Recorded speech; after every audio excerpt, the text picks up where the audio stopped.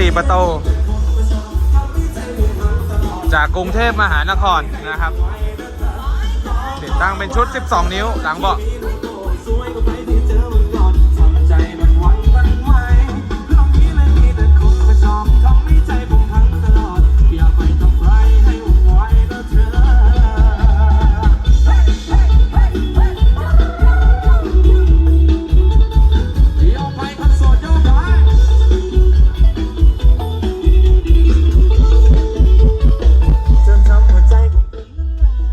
เสร็จเรียบร้อยนะครับชุดนี้ราคาไม่แรงเลยนะครับราคา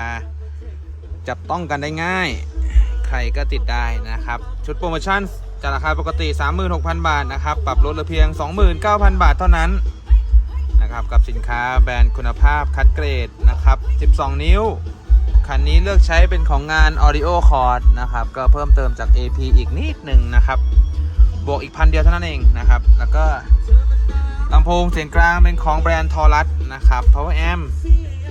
แล้วก็งานฟรีนะครับเป็นงานของ Audio Cord นะครับท่านใดสนใจก็จับจองคิวกันได้นะครับรถ4 ประตูขยับเบาะไม่เยอะนั่งสบายเบรกแรงนะครับนุ่มลึกสะใจเลยนะครับขยับเบาะประมาณ 2-3 นิ้วโดยประมาณนะครับ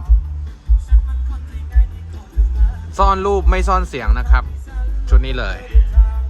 งบประมาณไม่เยอะนะครับเล่นง่ายจบคลิปเพียงเท่านี้ครับ